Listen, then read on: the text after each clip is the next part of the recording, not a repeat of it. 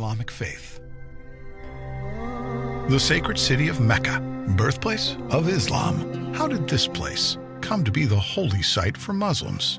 Islamic scholars dated back to the times of the Prophet Abraham, father of the Abrahamic faiths and messenger of Allah. The Kaaba is believed to be the house of Allah on earth, first built by angels, then rebuilt by Abraham, and then later rebuilt by Prophet Muhammad, peace be upon them. Muslims from around the world come to the Grand Mosque of Mecca to perform two pilgrimages, Hajj and Umrah. Hajj is one of the 5 pillars of Islam, takes place once a year. Umrah, on the other hand, can be performed at any time in the year. Both pilgrimages entail similar rituals. Let's step in a little closer to the Kaaba.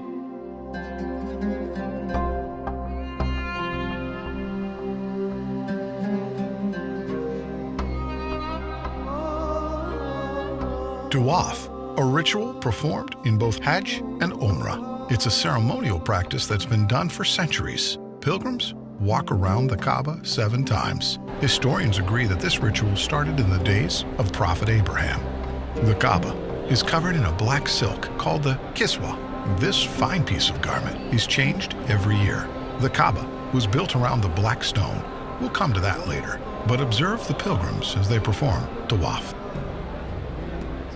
As we make our journeys around the Kaaba, there are a few things you need to know. Keep an eye out for a green light. This aligns with the black stone, and every time a pilgrim approaches it, they raise their right hand towards the Kaaba and make a takbir, Bismillah Allahu Akbar, a declaration by the name of Allah, the Magnificent.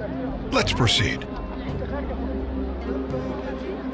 The Kaaba underwent extensive modifications through history. The first was done by the caliphs, Omar and Uthman, to accommodate the growing number of pilgrims around 634 to 656 CE. The last modification was carried out by the government of Saudi Arabia in the 1950s and until this very day. Today, the Grand Mosque of Mecca has the capacity to host 3.6 million worshippers. The Kaaba was built around a sacred stone, referred to as the Black Stone. Let's get a closer look. It's every pilgrim's goal to touch this sacred stone. Some consider it a crucial part of the tawaf ritual, which is why you see guards standing around the stone.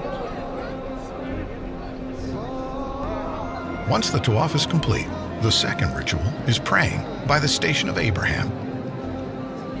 It's believed that Abraham used the stone to call people for prayer, as ordered by God after the completion of the Kaaba.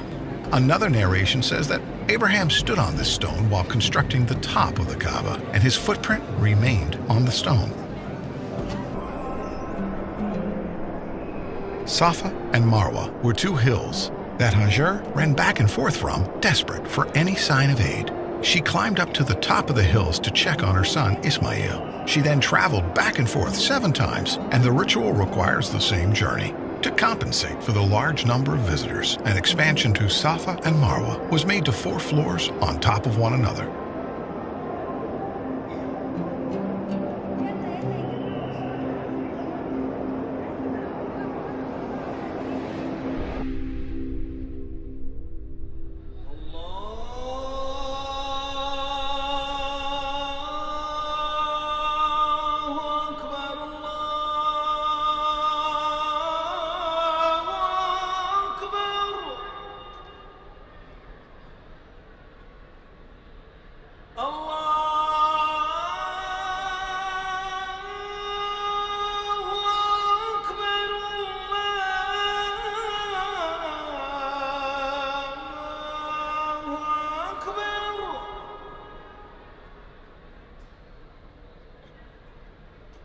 أشهد أن لا إله إلا الله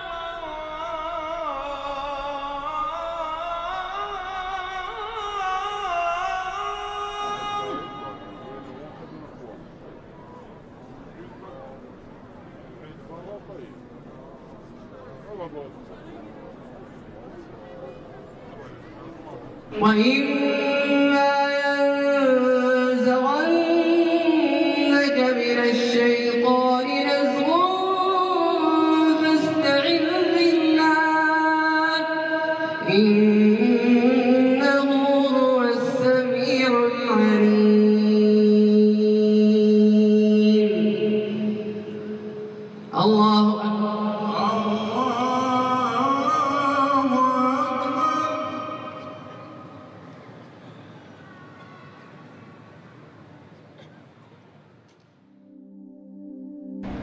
The kings of Saudi Arabia have contributed a generous amount of money in the maintenance of this sacred site to accommodate the large amount of visitors and provide the best worship experience to all.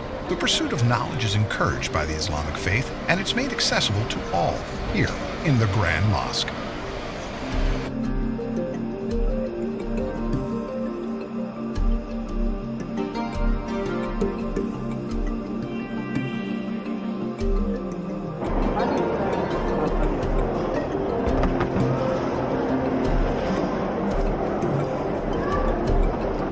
Among the many facilities this sacred site has to offer is Quran education circles, where Muslims come together to learn and understand the Book of Allah.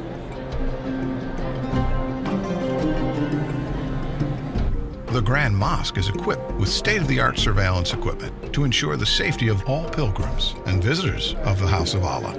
Security is not the only thing done to keep this holy place peaceful.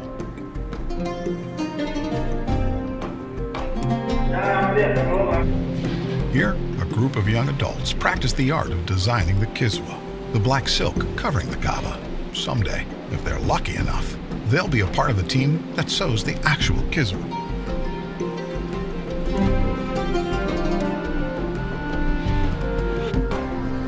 It's been a long day here in Mecca. By now, you've experienced a glimpse of the Islamic tradition here in Mecca. I hope that someday you get to visit this holy land in person and breathe in the spiritual energy that surrounds it. But for now, as they say, all good things must come to an end. But with Wahi, that's not the case. We look forward to taking you on more adventures to other fascinating sites around the world. Remember, this is Wahi, your virtual passport through space and time. I'll leave you with this Meccan sunset. See you next time.